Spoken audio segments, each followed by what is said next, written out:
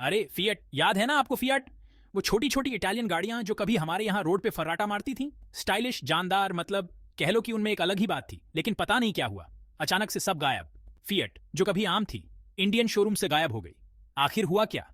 Fiat का India के साथ नाता शुरू हुआ था 1964 में, जब उन्होंने भारतीय बाजार में कदम रखा और यहाँ की सड़कों पर अपनी पहचान बनाई। मतलब कार के हिसाब से तो बहुत पुराना जमाना। उस समय भारतीय ऑटोमोबाइल इंडस्ट्री अभी अपने शुरुआती दौर में थी और फिएट ने इसे एक नई दिशा दी। उस समय उन्होंने प्रीमियर ऑटोमोबाइल्स के साथ मिलकर बनाई थी आइकॉनिक प्रीमियर पद्मिनी। ये कार भारतीय परिवारों के लिए एक सपना बन गई थी। ये छोटी सी कार, जो फिएट 1100D पर आधारित थी, बन गई थी मिडिल क्लास की ख्वाहिशों का प्रतीक। हर मिडिल क्लास परिवार की चाहत थी कि उनके पास एक प्रीमियर पैडमिनी हो। ये इंडियन रोड्स पर उतनी ही आम थी जितनी एम्बेसडर और बैलगाड़ी। प्रीमियर पद्मिनी ने भारतीय सड़कों पर एक नई पहचान बनाई और इसे एक आइकॉनिक कार बना दिया। फिर आई 90 के दशक में ऊनो, एक छोटी हैचबैक जो बहुत कुछ वादा करती थी लेकिन कुछ खास कमाल नहीं कर पाई। ऊनो ने भारतीय बाजार में अपनी जगह बनाने की कोशिश की, लेकिन इसे वो सफलता नहीं मिली जो पद्मिनी को मिली थी। फियाट ने एक और कोशिश की पालियो के साथ, एक थोड़ी बड़ी हैचबैक। उम्मीद थी कि पैडमिनी जैसा कमाल कर पाएगी। पालियो को भारतीय बाजार में एक नई उम्मीद के साथ लाया गया था। अफसोस, किस्मत को कुछ और ही मंजूर था। पालियो भी भारतीय बाजार में अपनी जगह नहीं बना पाई और धीरे धीरे इसे भुला दिया गया। फिएट की यह कोशिश भी नाकाम रही, लेकिन उन्होंने भारतीय बाजार में अपनी पहचान बनाए रखने की कोशिश जारी रखी। फिएट का भारतीय बाजार के साथ एक लंबा और जटिल रिश्ता रहा है। उन्होंने कई बार कोशिश की और कई बार असफल हुए, लेकिन उन्होंने कभी हार नहीं मानी। फियाट की कहानी भारतीय ऑटोमोबाइल इंडस्ट्री की कहानी का एक महत्वपूर्ण हिस्सा है। आज भी फियाट भारतीय बाजार में अपनी जगह बनाने की कोशिश कर रहा है। नई तकनीक और नए मॉडल्स के साथ फिएट भारतीय ग्राहकों के दिलों में फिर से अपनी जगह बनाने की कोशिश कर रहा है। उनकी यात्रा अभी भी जारी है और हमें देखना होगा कि भविष्य में क्या होता है। और अब बढ़ते हैं 2019 में, जब फिएट ने आधिकारिक रूप से इंडिया छोड़ने का ऐलान कर दिया। ब्रांड के चाहने वालों के लिए यह एक दुखद दिन था, लेकिन हैरानी की बात नहीं थी। यह तो होना ही था। बिक्री बहुत कम हो गई थी, उनके मॉडल पुराने हो चुके थे और सच कहें तो फियाट का जादू खत्म सा हो गया था। उनकी आखिरी गाड़ी पुंटो एवो देखने में उतनी ही रोमांचक थी जितना सूखते हुए पेंट को देखना। तो हुआ क्या? यह कहानी उतनी ही पुरानी है जितना समय, या कम से कम जितनी ऑटोमोबाइल इंडस्ट्री। फियाट की शुरुआत 1899 में हुई थी और तब से लेकर अब तक इसने कई उतार चढ़ाव देखे हैं। देखिए, फिएट की शुरुआती कामयाबी इंडिया में पैडमिनी की वजह से थी, एक कार जो बहुत ही मजबूत थी। 1960 और 70 के दशक में फिएट पैडमिनी भारतीय सड़कों की शान थी। यह कार न केवल टिकाऊ थी, बल्कि इसकी डिजाइन भी लोगों को बहुत पसंद आई। लेकिन जैसे जैसे समय बीतता गया और नई, ज्यादा मॉडर्न गाड़ियां आईं, फिएट पीछे छूटती गई। 1980 और 90 के दशक में भारतीय बाजार में मारुति और हुंडई जैसी कंपनियों ने अपनी पकड़ मजबूत कर ली। फिएट की पुरानी तकनीक और डिजाइन अब लोगों को आकर्षित नहीं कर पा रही थी। कस्टमर सर्विस एक बड़ी परेशानी बन गई। लोग घंटों लाइन में खड़े रहते थे और फिर भी उन्हें संतोषजनक सेवा नहीं मिलती थी। यह समस्या धीरे धीरे बढ़ती गई और फिएट के लिए एक बड़ी चुनौती बन गई। स्पेयर पार्ट्स मिलना मुश्किल हो गया और थे तो बहुत महंगे। लोगों को अपने वाहनों की मरम्मत के लिए बहुत अधिक पैसे खर्च करने पड़ते थे और यह उनके लिए एक बड़ी समस्या बन गई। लोगों का कहना था कि फिएट रखना मतलब अपने मैकेनिक से रिश्ता जोड़ लेना। हर बार कुछ ना कुछ खराबी आ ही जाती थी और इसे ठीक करवाने में बहुत समय और पैसा लगता था। मतलब, ये तो सफलता का फॉर्मूला नहीं हुआ। फिएट को अपनी रणनीति बदलनी पड़ी, लेकिन तब तक बहुत देर हो चुकी थी। भारतीय बाजार में उसकी पकड़ कमजोर हो चुकी थी और उसे अपनी खोई हुई प्रतिष्ठा वापस पाने में बहुत मुश्किलों का सामना करना पड़ा। Section 5, the Korean onslaught, Hyundai and Maruti's rise. इसी बीच कुछ नए कार निर्माता आए और उन्होंने इंडिया में धूम मचा दी। Hyundai अपनी स्टाइलिश सैंट्रोस और i10s के साथ और Maruti Suzuki अपने विशाल सर्विस नेटवर्क और सस्ती हैचबैक के साथ फिएट को पीछे छोड़ रहे थे। उन्हें इंडियन मार्केट की समझ थी। वो अच्छी माइलेज वाली, भरोसेमंद गाड़ियां बनाते थे जिनके स्पेयर पार्ट्स आसानी से मिल जाते थे।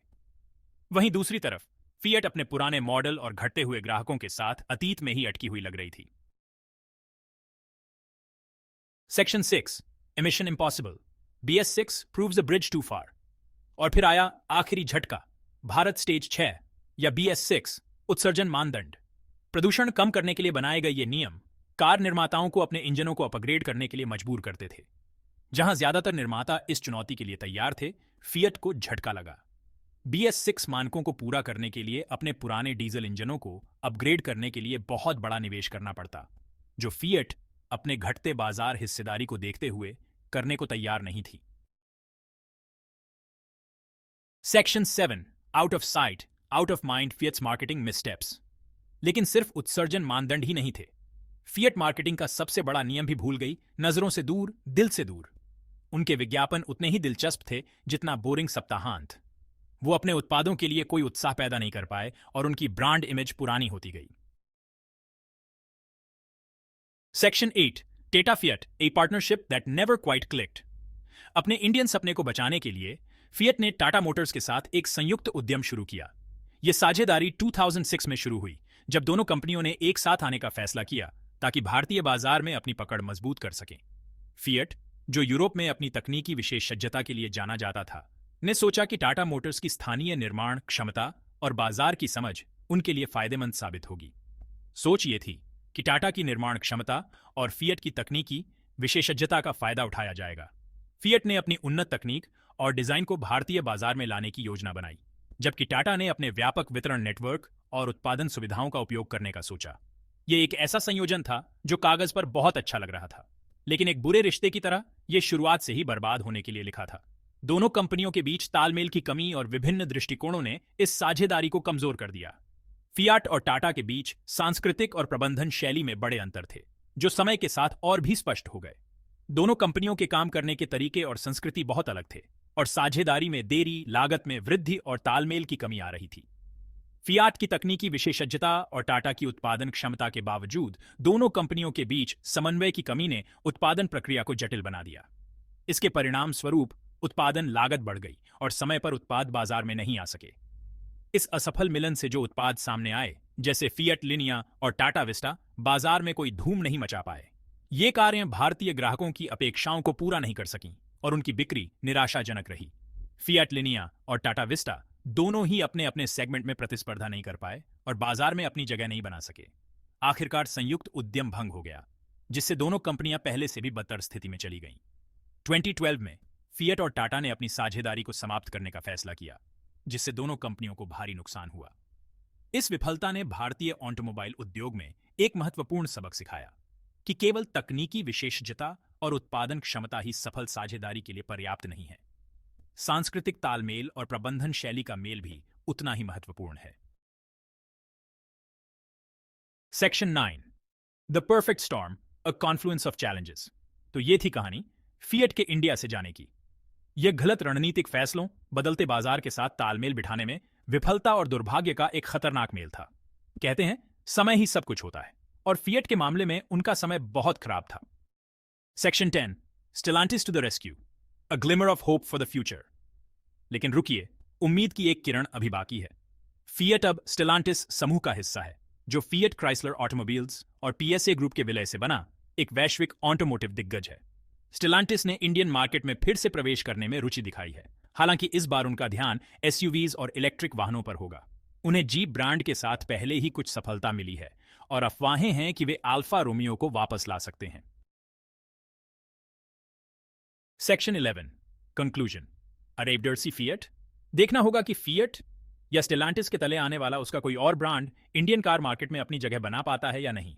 लेकिन एक बात तो तय है, उन्हें अपनी पिछली गलतियों से सीखना होगा और एक ऐसी रणनीति बनानी होगी जो इंडियन कार खरीदारों को पसंद आए। तब तक के लिए अलविदा फिएट, और उम्मीद है कि हम आपको जल्द ही फिर से देखेंगे।